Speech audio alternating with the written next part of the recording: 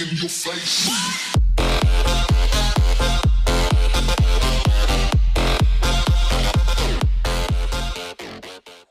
Hey, what's going on guys? Daniel here and welcome to my Dagannoth guide. So Dagannoths are a great alternative to Water Fiends and the Abyss with similar XP rates, however positives in the way that this method will be very AFK and yield a lot of charms.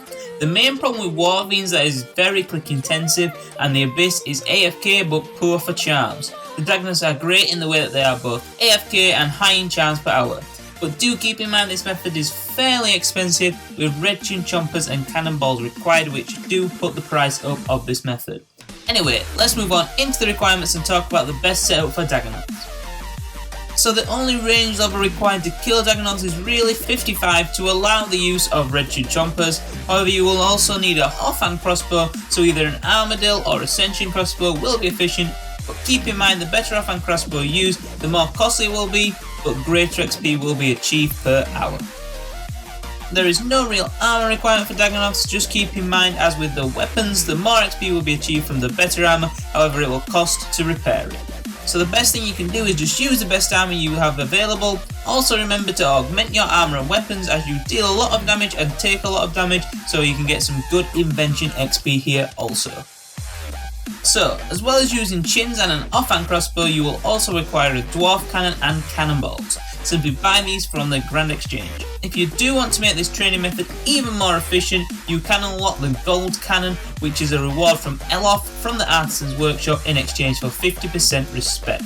This however doesn't make the XP any faster per hour, but the cannon will now hold 60 cannonballs instead of 30 cannonballs in the regular cannon, making this method much more AFK.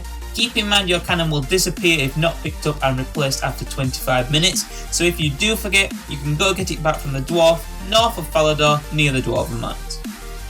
So the inventory and gear setup is as follows. I've chosen to use Sirenic, but this is because this is the only ranged gear I had available at the time. I wouldn't advise using Sirenic, I'd probably advise using something like Armadillo and Augment it. The main things you need to copy from the inventory setup is using the Vampirism Scrimshot if you have it available. This will just help with healing. You also need to bring a Charming Imp to help collecting charms, the offhand crossbow, the chins, and that's it really. The inventory I just roll with overloads, also super perennials to heal with soul split if hit points drop. If you don't have soul split available, just bring more food instead of the pots. And then my cannon and cannonballs. I've also brought equipment siphons as this is great invention XP, so augment your items and bring your siphons. My action bar is a very standard range action bar, copy it if you like it, if not use your preferred action bar if you have one.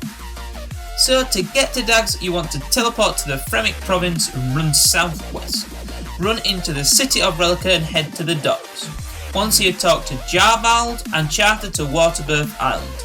It may cost 1000 coins if you haven't done the Fremik province quest. Once on Waterbirth Island, run around the island and enter the cave. Once in the cave, run east to the other end of the cave and set up the cannon where I do. Once set up, stand on top of the cannon, knock auto retaliate on and sit back and relax.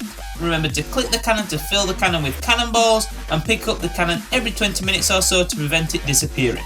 Siphon your armor pieces and enjoy the grind. From training here you can expect 400 Crimson Charms per hour as well as over 450k XP split over Constitution and range. Not bad for a semi-AFK training method. Do keep in mind though it's fairly expensive to train here as cannonballs and chins are quite expensive.